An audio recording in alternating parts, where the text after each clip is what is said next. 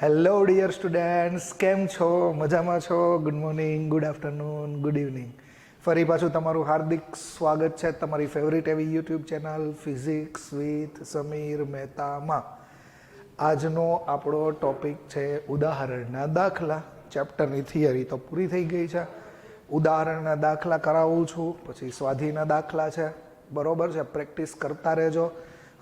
Next test આપણે chapter 3ની જ લેવાના છીએ.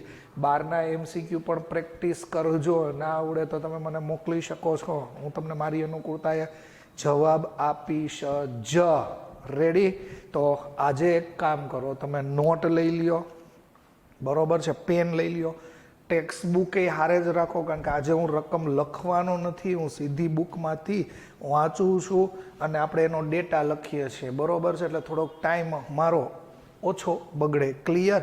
તો આજનું આપણું ઉદાહરણ, ને હા, ઉદાહરણ પહેલું, ઉદાહરણ બીજું, ઉદાહરણ ત્રીજું, આ ત્રણેય કમ્પ્લીટ થઈ ચૂક્યા છે. જોઈ લેજો. ઉદાહરણ 1, ઉદાહરણ 2, ઉદાહરણ 3 કમ્પ્લીટ થઈ ચૂક્યા છે, બરોબર છે. હવે આખા પાઠના સૂત્ર અને કન્સેપ્ટ આવડવા જોઈએ, અને મોટા ભાગના સૂત્ર છે એ અચળ પ્રવેગી ગતિના સમીકરણો અને મુક્ત પતનના કન્સેપ્ટ ઉપર છે. મુક્ત પતનના કન્સેપ્ટ જોઈ લેજો. ન આવડે તો મુક્ત પતન વાળો વિડીયો લેક્ચર જોજો. ઓકે, તો લેટ સ્ટાર્ટ. ઉદાહરણ નંબર આપણે જોઈએ છીએ 3.4 મુક્ત પતનના સમીકરણનું છે. બધા પાસે બુક હોવી જોઈએ અને બુકમાંથી જ તમે રકમ વાંચો છો. ઓકે, એક બહુમાળી મકાનના ટોચ પરથી એક દડાને શિરોલંબ ઉર્ધ્વ દિશામાં 20 મીટર પર સેકન્ડની ઝડપથી ફેંકવામાં આવે છે.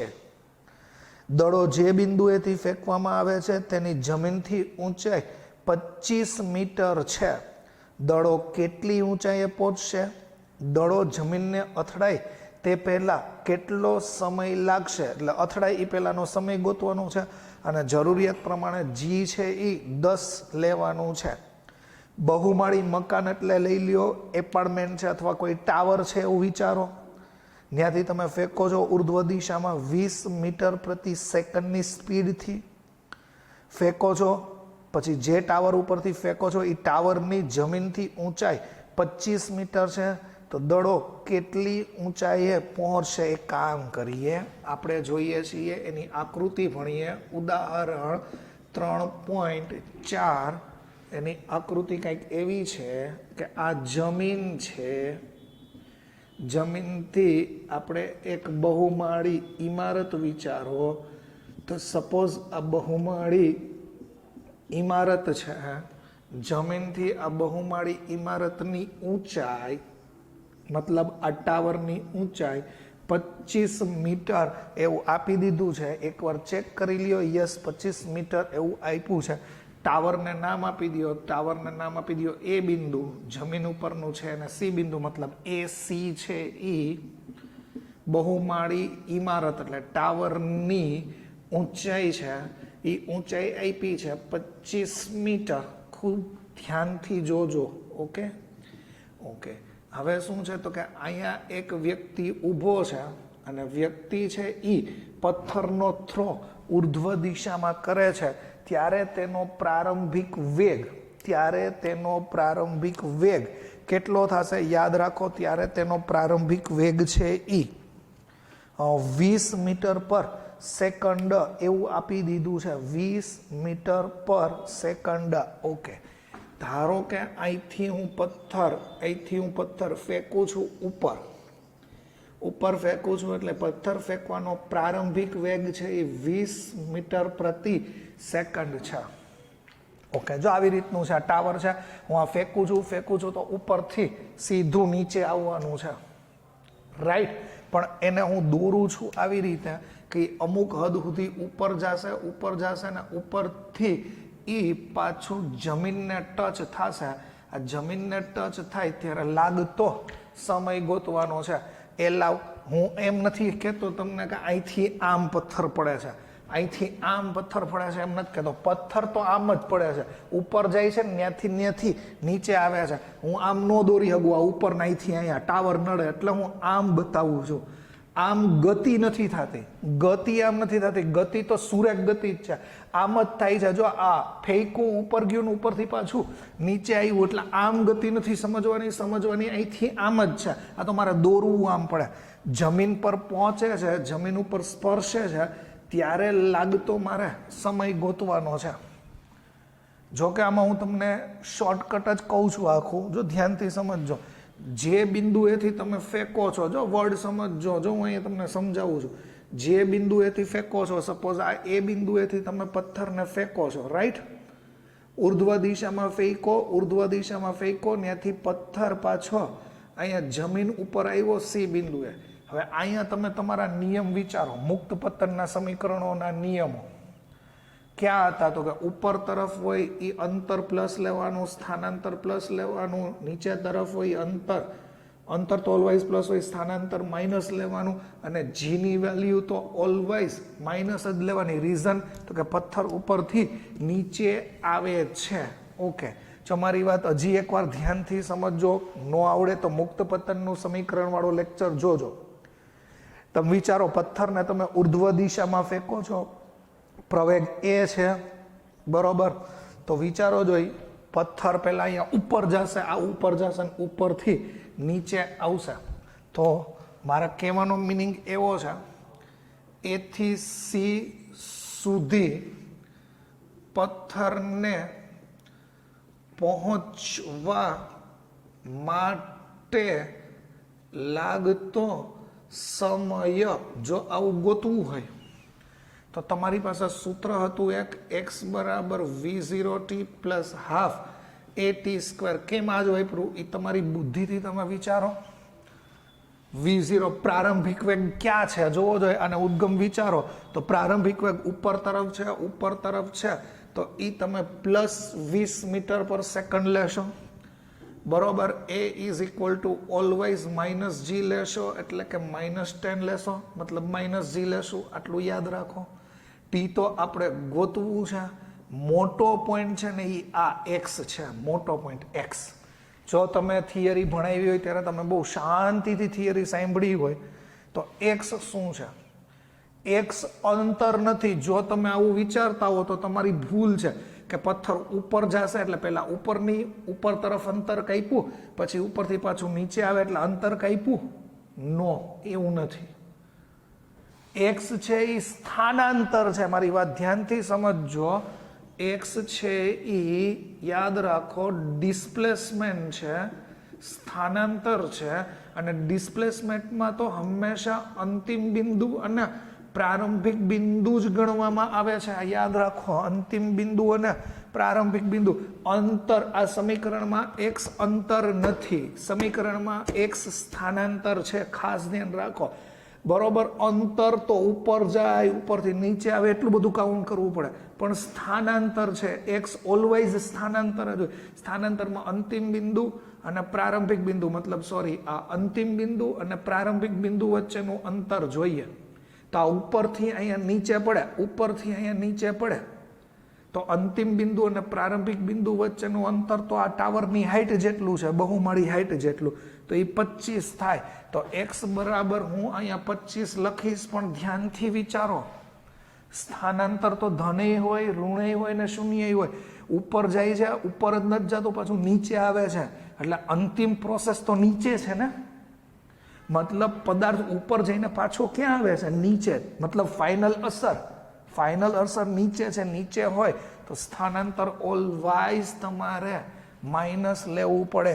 યાદ રાખો, પાછી કાર્ટેશિયન સંજ્ઞા પદ્ધતિ, ઉપરની તરફ સ્થાનાંતર ધન, નીચેની તરફ સ્થાનાંતર ઋણ. જી કોઈ પણ સંજોગોમાં ઋણ. ઉપરની તરફ અંતર પ્લસ તો નીચેની તરફ એ અંતર પ્લસ. આટલું તો તમારે વિચારવું જ પડે. ઓકે, હજી એકવાર કહું છું, એક્સ છે એ અંતર નથી. અંતર હોત તો પેલા ઉપરનું અંતર ગોતવું પડત, પછી નીચેનું અંતર ગોતવું પડત. એકચ્યુઅલી અહીંયા જ ભૂલ થઈ છે. એક્સ સ્થાનાંતર છે એટલે અંતિમ સ્થાન અને પ્રારંભિક સ્થાન વચ્ચેનું અંતર લઈ લ્યો. નીચે તરફ છે એટલે -25 સેન્ટીમીટર લઈ લીધું. મૂકી દો, તમારો દાખલો 2 સ્ટેપમાં પૂરો થઈ ગયો. વાસ્તવિક રીતે તમને ઘણી બધી મોટી રીત આપેલી છે. x ઇઝ ઇક્વલ ટુ -25, આ શોર્ટ મેથડ તમને આપી છે. આ 20 છે, આ ટી આપણે ગોતવું છે, હાફ એમનેમ એની જગ્યાએ તમે -g અથવા -10 ડાયરેક્ટ મૂકી દો તો વધારે સારું. આઈ થિંક તમને એ સમજાઈ ગયું છે. તો -25 બરાબર આ 20t -5t સ્ક્વેર થઈ ગયું. આ બધા સ્ટેપને આમ લઈ આવો તો 5t square -20t -25 is equal two 0. અને આમ લઈ ગયા પ્લસ અને આમ લઈ ગયા માઇનસ, નહીં તો હતું જ. 5 કોમન કાઢીને ઉડાડી દો તો t સ્ક્વેર -4t માઇનસ અહીંયા 5 ઇઝ ઇક્વલ ટુ 0. અવયવ પાડો અવયવ પાડો. તો આવડે 3 પદના 4 પદ અવયવ પાડો. તમને ખબર જ છે કેવી રીતે થશે. ટી સ્ક્વેર માઇનસ આ 5 1 5 ના આવા અવયવ પાડો એટલે -5t plus T -5 is equal two 0 અવયવ લ્યો. આ પહેલા બે પદ, આ પદ કોમન કાઢો, આમાંથી ટી કોમન નીકળશે, ટી -5 રહેશે. આમાંથી 1 કોમન નીકળશે, ટી -5 રહેશે. આખામાંથી સામાન્ય કાઢો તો T -5 T +1 is equal two 0. આના બે કિસ્સા પડે, કા ટી -5 બરાબર 0, કા ટી +1 બરાબર 0. ટી બરાબર -1 સમય કોઈ દી માઇનસ હોતો નથી, એટલે આ તમારો જવાબ ઓપ્શન શક્ય નથી. અને ઓલી સાઈડ જવા દો એટલે ટી બરાબર 5 સેકન્ડ. એનો મતલબ એવો થાય કે ઉપરથી ઉછાળી અને નીચે આવવા માટે લાગતો સમય 5 સેકન્ડ છે. લાગતો સમય કેટલી સેકન્ડ છે? 5 સેકન્ડ છે. ઓકે, હવે તમને એમે પૂછે, જો હું વધારાનું કહું, તમારો દાખલો અહીંયા પૂરો થઈ જ ગયો છે. તમને એમે પૂછે કે અહીંથી આ કેટલો ઉપર ગયો હશે, અહીંથી જ્યાંથી ફેંકો ત્યાંથી કેટલો ઉપર ગયો હશે. બરોબર, પહેલા તો આ દાખલો તમને ખબર પડી ગઈ છે. હું પાર્ટ 2 ગણું છું. કેટલી ઊંચાઈએ ઉપર તરફ ફેંક્યો હશે, મતલબ તમે જોવો જોઈએ કેટલી ઊંચાઈથી રિટર્ન થશે. કેટલી ઊંચાઈથી રિટર્ન થશે તો તમારી પાસે સૂત્ર છે v² - v0² is equal two 2ax. ઉપર ફેંકો છો તો એમાં અંતિમ વેગ 0 હોય તો જ ઉપરથી નીચે આવ્યું હોય. અંતિમ વેગ 0 હોય તો જ ઉપરથી નીચે આવ્યું. 0 માઇનસ અહીંયા થઈ ગયું, જોવો જોઈએ 20² બરાબર 2 - 10 ઓર x. તો અહીંયા તમે લખી શકો માઇનસ, અહીંયા લખી શકો 400 is equal two -20x. Minus નીકળી ગયું. x is equal two 400/20. તો x is equal two 20 centimetre. x is equal two 20 centimetre. મતલબ કે અહીંથી 20 સેન્ટીમીટર જેટલું ઉપર ગયું હશે. જો આ બધું વિચારો, દાખલો તો અહીંયા પૂરો થઈ ગયો છે. દાખલામાં તમે જેટલું વિચારશો એટલું નવું મળશે. તમને તો ખાલી જમીન ઉપર પડવા માટે લાગતો સમય જ પૂછ્યો તો એ તો આવી ગયો આન્સર. હવે ધારો કે હું દાખલાને ટ્વિસ્ટ કરું તો એમ પૂછી શકો કે ભાઈ તમે ફેંકોનેથી કેટલો મેક્સિમમ ઉપર ગયો? 20 સેન્ટીમીટર ઉપર ગયો. તો જમીનથી એની ઊંચાઈ કેટલી? જમીનથી માગે તો 25 + 20 45 સેન્ટીમીટર. જમીનથી માગે તો 25 + 20 45. ટાવરથી માગે તો 20. આ બધું છે એ વિચારજો. હજી તમને આની અંદર બીજી પણ તમને દર્પણમાં અથવા તમારી પાસે જે કંઈ મટીરિયલ હોય એમાં તમને બીજી પણ મેથડો આપેલી છે, પણ આઈ થિંક એ મેથડની આપણે જરૂર નથી. જો આ મેથડ તમને સમજાઈ ગઈ હોય તો ધેટ્સ ઓલ. રિપીટ. આ x બરાબર 25 એટલે લીધું કે સ્થાનાંતર છે.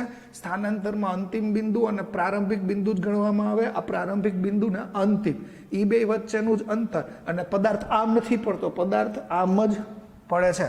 આઈ એમ શ્યોર કે તમને આ વસ્તુ સમજાઈ ગઈ હશે.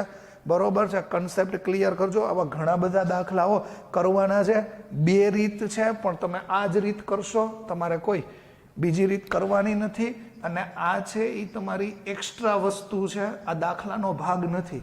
આ તો એક્સ્ટ્રા માગે કે કેટલી મહત્તમ ઊંચાઈ સુધી ગયું હોય, કેટલી મેક્સિમમ હાઇટ સુધી ગયું, તો 20 સેન્ટીમીટર ટાવરની ટોચથી. તળિયેથી તો 25 + 20 45. ઓકે, બીજી રીતો તમને આપી છે, તમે તમારી રીતે ટ્રાય કરજો, પણ શોર્ટ મેથડ જ હું તમને કરાવું છું. ઓકે, નેક્સ્ટ ઉદાહરણ 3.5 ઉપર જુઓ અને એની રકમ જુઓ.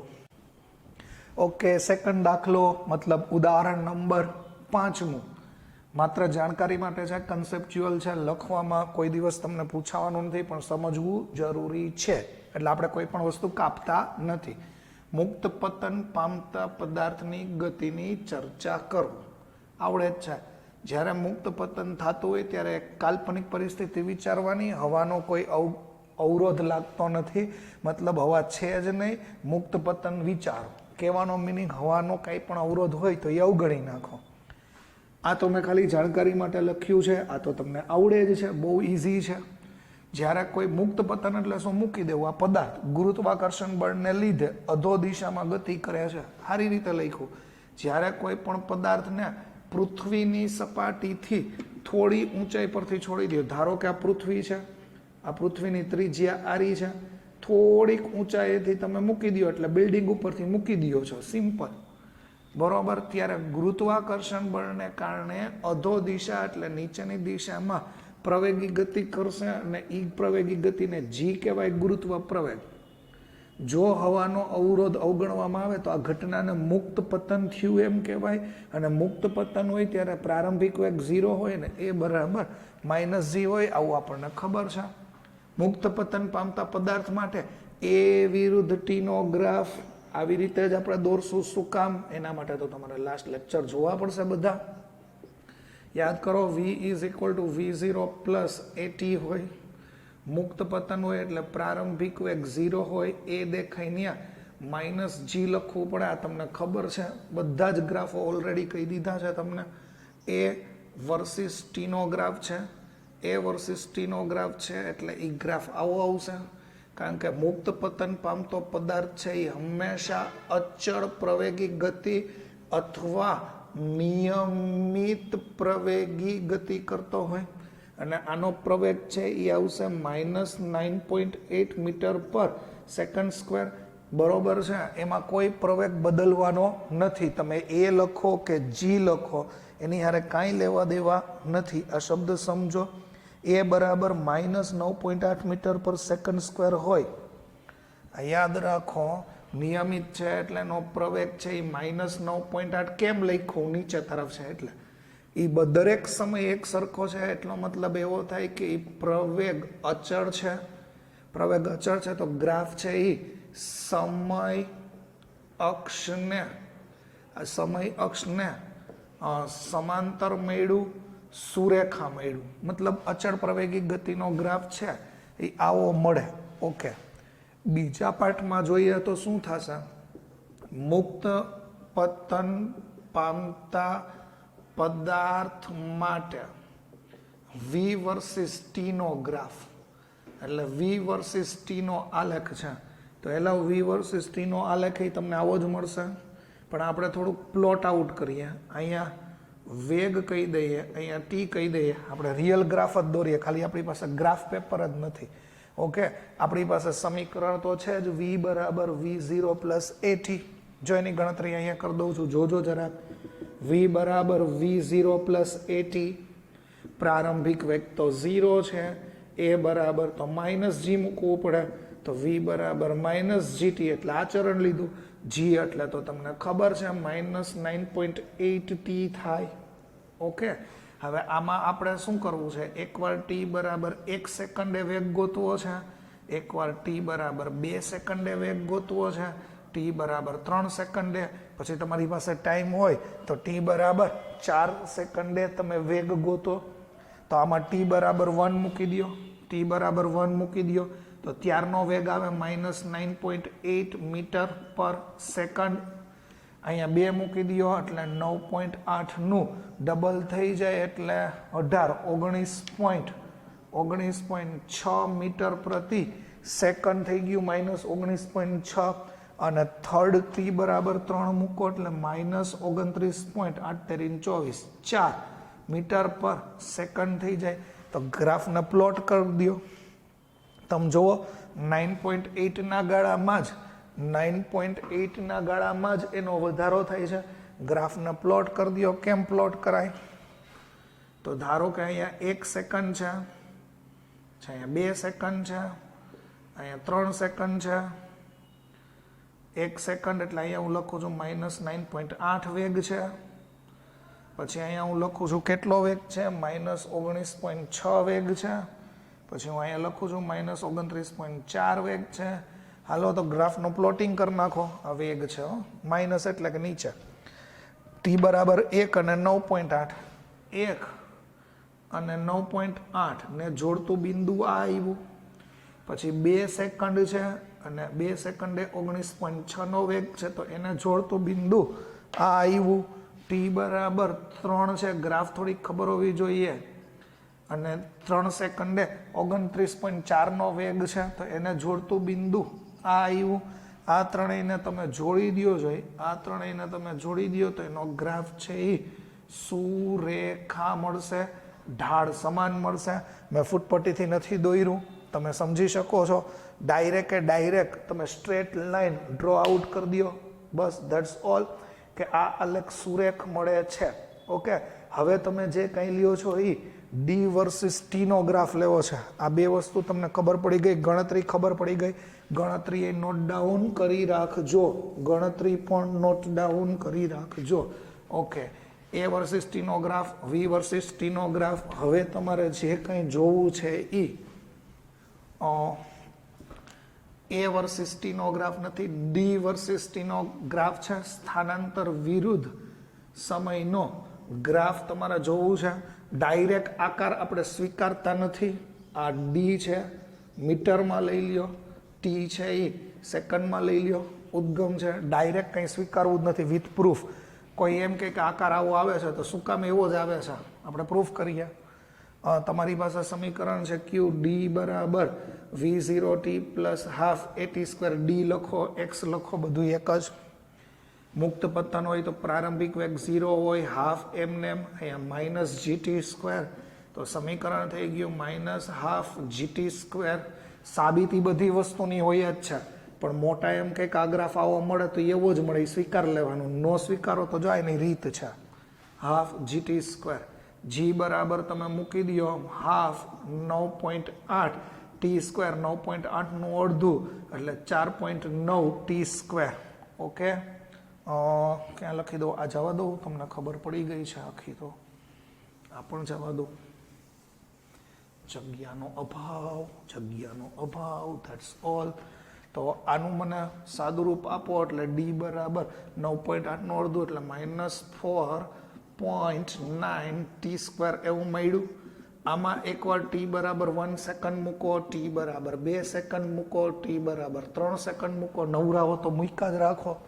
હાલો મૂકી દો, તો ડી બરાબર -4.9, 1 નો સ્ક્વેર, તો ડી બરાબર -4.9 મીટર એવું આવી ગયું. ઓકે, આમાં મૂકીએ તો ડી બરાબર -4.9 2 સ્ક્વેર બરાબર 4.9 મલ્ટીપ્લાય 4, તો ડી બરાબર સાદુરૂપ આપી દો જોઈએ 9 4 36 એટલે 6, 4 4 16 એટલે 19.6 છે. -19.6 મીટર છે. હવે આવી જ રીતે ડી બરાબર -4.93 સ્ક્વેર -4.9 ગુણ્યા 9, 9 4 36, 9 9 81 એટલે 1. આઈ થિંક આવું જોઈએ 44.1 મીટર. પ્રેક્ટિસથી તમને ખબર પડી જશે. ઓકે, હવે આ ગ્રાફને આપણે પ્લોટ આઉટ કરવો છે. આ ગ્રાફને આપણે પ્લોટ કરવો છે. આગલો ગ્રાફ છે ને એ થોડોક યાદ રાખજો, આગળનો ગ્રાફ, તો મજા આવશે. અહીંયા ધારો કે હું લખું છું 1 સેકન્ડ, અહીંયા લખું છું 2 સેકન્ડ, અહીંયા લખું છું 3 સેકન્ડ. 1 સેકન્ડે ઓલું યાદ કરો, અહીંયા ક્યાંક આપણે 9.8 લખતા હતા, અહીંયાના 9.8 લખતા હતા. આગલો ગ્રાફ મને જે સામે રાખજો 9.8. આ 9.8 નું અડધું છે એટલે 4.9, એટલે અહીંયા 4.9 આવ્યું મીટર. 4.9 મીટર. પછી જોવો તો 4.9, 9.8 આવતું હતું. 9.8 પછી આગલામાં આવતું હતું -19.6. હા એક્ઝેક્ટ. તો અહીંયા 9.8 પછી આ -19.6, આ માઇનસ જ છે. 19.6 પછી વેગવાળું યાદ કરજો, -29.4 આવશે. વેગવાળું યાદ કરજો, -29.4 આવશે. અને પછી તમે કહેશો તો -44.1 આવશે. હવે એકચ્યુઅલી આ કેમ છે, તો આપણે જે આગલો વેગનો ગ્રાફ લીધો હતો ને એમાં 9.8 લીધા હતા. 19.6 લીધું હતું ને આ 3 વેલ્યુ હતી, પણ એ વેગનું હતું. આ મીટરનું છે, તો મીટરમાં આપણે જેની જરૂર નથી ને કાઢી નાખીએ. આપણે આ 9.8ની જરૂર નથી, કાઢી નાખ્યું. આ 29.4ની જરૂર નથી, આપણે એ કાઢી નાખ્યું. 44.1, 19.6, 4.9. હાલો સ્ટાર્ટ. 4.9 અને 1 આ બેને જોડતું એટલે અહીંયા મળશે બિંદુ. પછી 2 સેકન્ડ અને 19.6, 2 સેકન્ડ અને 19.6 ને જોડતું બિંદુ અહીંયા મળશે. હવે 3 સેકન્ડ અને 44.1 ને જોડતું બિંદુ અહીંયા મળશે. હવે સુરેખ તમે દોરશો, આ તમે ફૂટપટ્ટી વિના દોર્યું છે, સુરેખ દોરશો તો બધાય બિંદુઓ એકમાં આવશે નહીં, એટલે ફરજિયાત તમારે આમ દોરવું પડશે. હજી વ્યવસ્થિત રીતે જ્યારે સ્કેલ માપ લઈને તમે ગ્રાફ ડ્રો કરો, યોગ્ય સ્કેલ માપ લઈને તમે ગ્રાફ ડ્રો કરો ત્યારે હંમેશા આવું આવશે. હજી તો આપણી પાસે યોગ્ય સ્કેલ માપ ન હોય, ગ્રાફ પેપર ન હોય, એટલે તમને સુરેખ લાગે. બાકી એકચ્યુઅલી આ ગ્રાફ છે એ તમને આવો મળવાનો છે. તો બસ બહુ માહિતી બહુ ઇઝી છે. તમારે તો ખાલી એવું યાદ રાખવાનું છે શોર્ટમાં, A વર્સિસ T નો ગ્રાફ હોય તો આવો મળે, V વર્સિસ T નો ગ્રાફ હોય તો સુરેખ મળે, A વર્સિસ T નો ગ્રાફ હોય તો આવી રીતનો અર્ધ પરવલય આકાર બોલાય, ચરઘાતાંકીય આકાર બોલાય. તો આ માત્ર જાણકારી માટે છે, પણ આટલું તમને આવડવું જોઈએ. એકચ્યુઅલી આને અર્ધ પરવલય આકાર અથવા પરવલય આકાર કહેવાય. આવો આકાર હોય એને પરવલય આકાર કહેવાય. અડધું હોય તો અર્ધ પરવલય આકાર કહેવાય. પરવલય આકાર ઇંગ્લિશમાં પેરાબોલા કહેવાય. પરવલય, અર્ધ પરવલય, હિંચકો આવી રીતની ગતિ હોય ને એને પરવલય કહેવાય. ઓકે, તો આ જસ્ટ ફોર યોર ઇન્ફોર્મેશન. પહેલાં આટલી વસ્તુ નોટ ડાઉન કરી નાખો.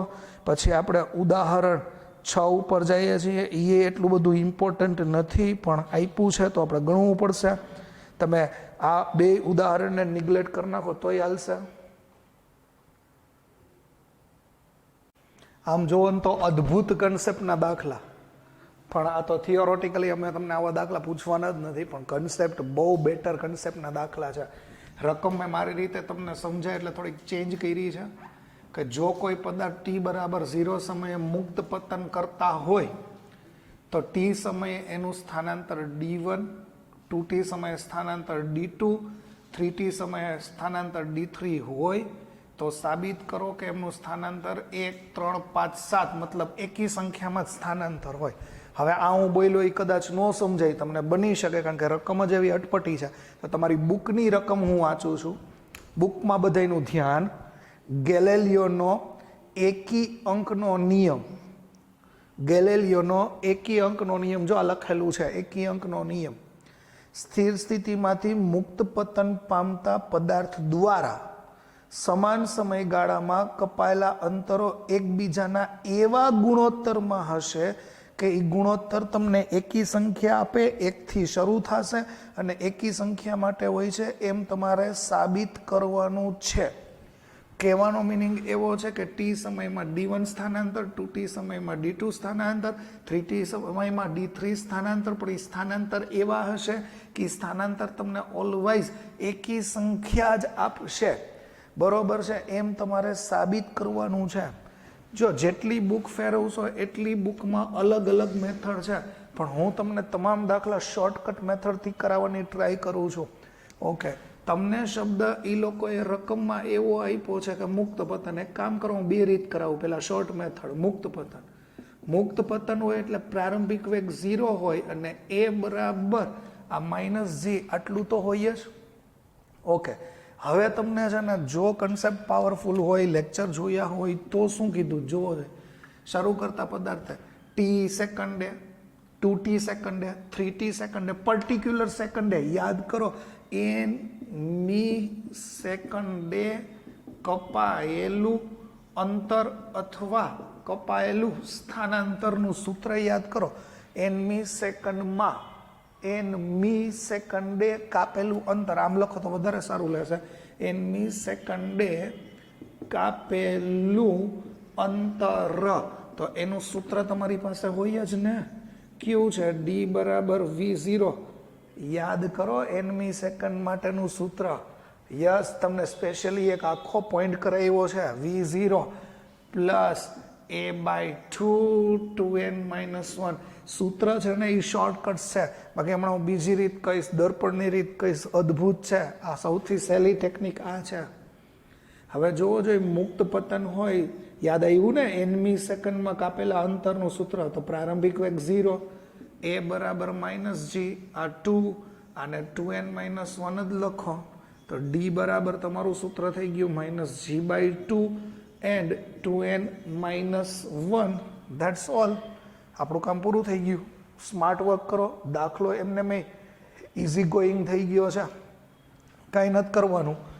n બરાબર 1 સેકન્ડ મૂકી દો તો d1 મળશે, 2 સેકન્ડ મૂકી દો d2 મળશે, 3 સેકન્ડ મૂકી દો 3d મતલબ d3 એવું મળશે. t 2t 3t એવું કંઈ મૂકવાની જરૂર નથી.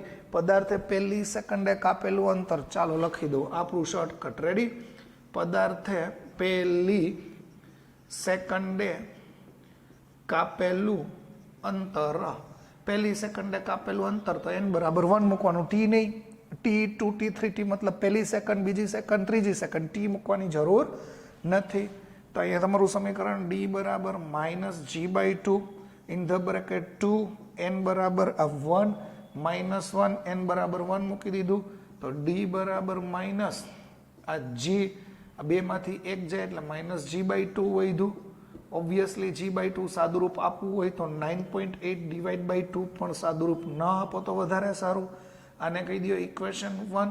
આ સ્થાનાંતરને આપણે d1 કહી દે તો d1 બરાબર -g/2. હાઈલા જાઓ, હવે મારે કંઈ સમજાવવાનું જ નથી. બીજો પોઈન્ટ, પદાર્થે બીજી સેકન્ડે કાપેલું અંતર, તો અહીંયા થઈ ગયું d2, n બરાબર 2, એકને એક રામાયણ છે, d2 -g/2 r/u, અહીંયા 2, n ની જગ્યાએ 2 -1, તો d2 is equal two -g/2.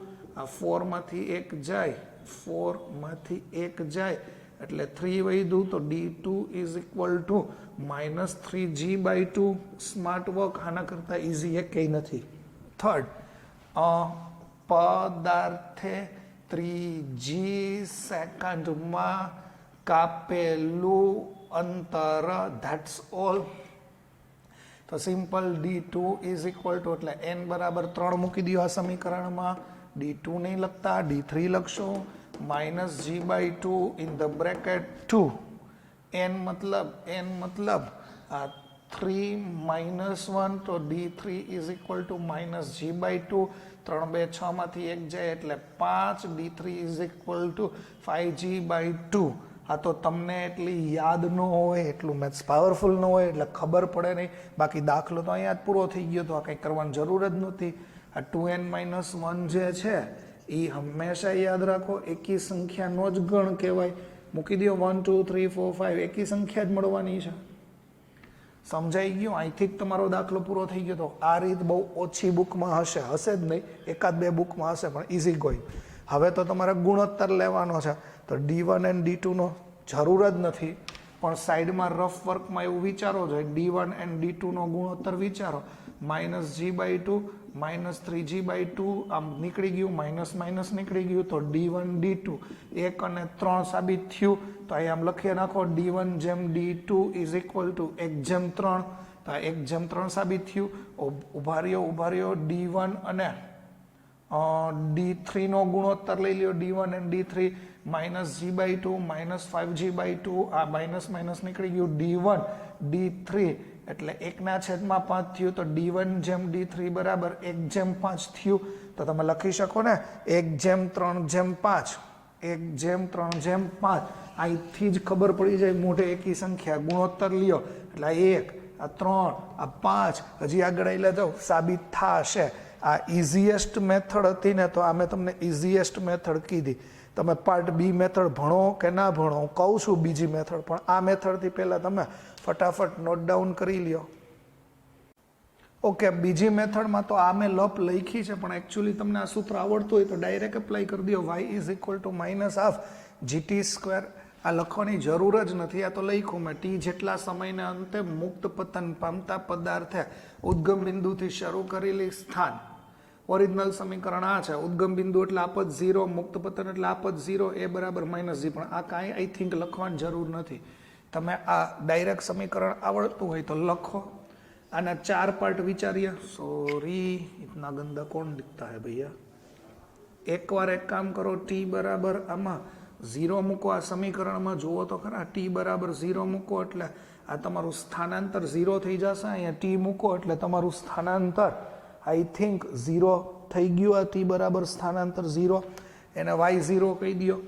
શરૂઆત છે એટલે હવે તમને રકમમાં ટી બરાબર ટી આવું આપ્યું છે ને, ટી બરાબર ટી બરોબર. હાલો એ મૂકી દઈએ. આ સમીકરણમાં મૂકો તો y બરાબર -12g. અહીંયા તમે ટી મૂકી દો.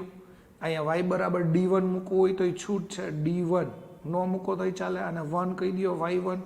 તો y1 ઇઝ ઇક્વલ ટુ એલો સ્ક્વેર છે. ઓકે, તો સૂત્ર થઈ ગયું -12g. આ સ્પેશિયલ ટી નો સ્ક્વેર નામ આપી દેવું. પછી તમને એવું કીધું છે કે ટી બરાબર 2 ના સ્પેશિયલ ટી મૂકો. મતલબ આમાં જ તમે મૂકતા જાઓ, આમાં જ મૂકો તો એ તમને જે મળશે એ y2 મળશે, -12 મળશે, g અહીંયા મૂકી દો 2t². તો y2 is equal two -12g4t². અને આ કટ થઈ ગયું તો y2 is equal two minus અહીંયા જે વૈધું એ જોવો જોઈએ. એક કામ કરીએ, કટ નથી કરવું, યુઝ યોર બ્રેઇન. -12g પછી આનો વર્ગ સેપરેટ કરી નાખો, t². અને 2 નો વર્ગ છે એ 4 અલગ લખ્યું. યસ, અલગ લખ્યું એ તો આવડે ને. -12 એમને એમ, g એમને એમ, 2 નો વર્ગ 4, t². થોડુંક છૂટું લખ્યું. અને જો તો આ સ્ટેપ દેખાય છે -12gt². એની જગ્યાએ હું આ મૂકી શકું y1. તો મારું સમીકરણ થઈ ગયું -4y1. હાલો સમજાઈ જાય તો યસ લખજો કોમેન્ટમાં. આ સ્ટેપની કિંમત અહીંયા મૂકી દીધી. ઓકે, હવે તમે અહીંયા લઈ લ્યો, બહુ વધારે નથી કરવું. ટી બરાબર 3t મૂકીને આપણે ચેક કરી લઈએ. તો y3 બરાબર -12g3t². તો -12g આ t² અને 9 લખી નાખું તો -12gt² ની જગ્યાએ તો -12gt² ની જગ્યાએ તો y1 લખી શકાય. એટલે 9y1 આવું થઈ ગયું છે. આઈ થિંક આટલું તો ઇનફ છે. બસ આટલું ઇનફ છે. આટલું આવડી જતું હોય તો કાંઈ જ નથી. બાદ બાકી કરતા જાઓ, કાંઈ જ નથી કરવાનું. બાદ બાકી કરતા જાઓ બરોબર. પણ આ લોંગ મેથડ છે. આ બેની બાદ બાકી કરો. ટી બરાબર ટી અથવા ટી બરાબર 0 થી ટી બરાબર ટી સમયમાં કાપેલું અંતર અથવા સ્થાનાંતર લખો ને. અંતર કરતાં શું લખો છો? સ્થાનાંતર. તો એને કહી દો ડી. આમાંથી આ છે એ તમારે બાદ કરવાનું થાય છે, અથવા પ્રારંભિક સ્થાનમાંથી અંતિમ સ્થાન બાદ કરો એટલે આ ½ GT². માંથી 0 બાદ કરો એટલે ½ GT² જ આવશે. ટી બરાબર 0 થી ટી બરાબર ટી સમયગાળામાં સ્થાનાંતર કરી નાખો બરોબર છે. અથવા કિંમતો ન મૂકવી હોય તો એ ચાલે. ટી બરાબર 0 થી ટી બરાબર ટી સમયમાં સ્થાનાંતર. તો એક કામ કરો ને, અંતિમ સ્થાન માઇનસ પ્રારંભિક સ્થાન એટલે y1 માઇનસ 0 નહીં લખો સર, y0. એમાં આપણે એકની જ કિંમત મૂકી દઈએ તો d બરાબર y1 અને 0. તો d બરાબર આ y1 થઈ ગયું. પણ આઈ થિંક આ મેથડ ન કરવી. હવે આ બેની વાત કરો, આ બેની વાત પહેલા આ બેની બાદ બાકી લીધી. હવે આ બેની બાદ બાકી કરો એટલે t બરાબર t થી ટી બરાબર 2t સમયમાં થતું સ્થાનાંતર. મને આ મેથડ નથી ગમતી તો હું આમ લખું છું y2 minus y1. y2 minus y1. y2 શું છે? -4y1 માઇનસ y1 શું છે? બસ આ y1 જ રાખો ને, y1. તો cd is equal two -5y1.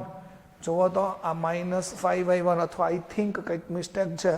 -5y1 4y1 -y1. નિશાની ના લ્યો તોય ચાલશે, સ્થાનાંતર છે. નિશાની ના લ્યો, 4y1 -y1. ઓકે, તો આ બીજી મેથડ પણ તમે આઈ થિંક કરી શકશો, પણ મને આમાં બહુ નથી જમતું તો હું તમને આ મેથડ કરાવતો નથી. યાદ રાખો y1 0 છે, પછી y2 માઇનસ y1 છે, y2 માઇનસ y1 એટલે આ 4માંથી આટલું તમે પ્લસ આઉટ કરો 3 આવશે, પણ આઈ થિંક આ કરવાની જરૂર નથી બિકોઝ આ y1 એ તમારું માઇનસ જ છે.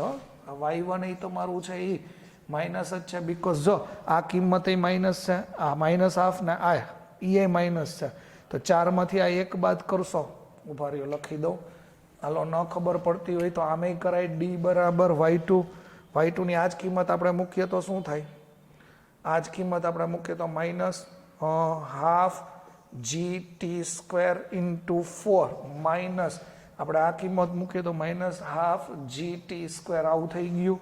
તો માઇનસ હાફ g, ઉભા રહ્યો, half g minus half gt² common કાઢો તો અહીંયા વધશે એ તમારું 4 માઇનસ માઇનસ પ્લસ એટલે એ માઇનસ થઈ જશે નિશાની, કોમન કાઢી લીધું આખે આખું, હજી નથી ખબર, આ માઇનસ માઇનસ પ્લસ કોમન કાઢો એટલે માઇનસ હાફ gt² એટલે અહીંયા તમને ખબર છે 4 માઇનસ 1 વધશે, માઇનસ માઇનસ પ્લસ કોમન કાઢી લીધું, રેડી ઓકે. પણ આ રીત ઉપર ચોકડી મારી દો, આઈ થિંક આ રીત આપણે કરવી નથી, કાંઈ જ નથી કરવાનું, આમાંથી આ બાદ કરો, આમાંથી આ બાદ કરો, આમાંથી આ બાદ કરો એટલે એકી સંખ્યાનો ગુણોત્તર આવશે. પણ હું આ મેથડ તમને સજેસ્ટ કરતો નથી, ખોટો ટાઈમ બગાડવાની રીત છે. આપણી આગળની શોર્ટકટ છે ને એ બહુ અપ્રોપ્રિએટ છે, બધાને વહેલી સમજાઈ જાય એમ છે. બીજી રીત મિત્રો કરશો જ નહીં, બરોબર છે, ખોટા ગોઠે ચડશો. હું તો સાદુરૂપ આપી દઈશ, મારી ભૂલ થાય તો પણ ચાલે બોર્ડ ઉપર, તમારી ભૂલ ન થવી જોઈએ. અને આ તો જો કે પૂછાવાના પણ નથી, ઓકે. તો આ 3 દાખલાની પ્રેક્ટિસ કરતા રહેજો, બરોબર. નેક્સ્ટ વિડીયો લેક્ચરમાં આપણે ઉદાહરણ પૂરા કરી દઈશું, સ્વાધ્યાયના દાખલા પણ લાઈન ટુ લાઈન લેવાના છે. ત્યાં સુધી good bye, thank you very much.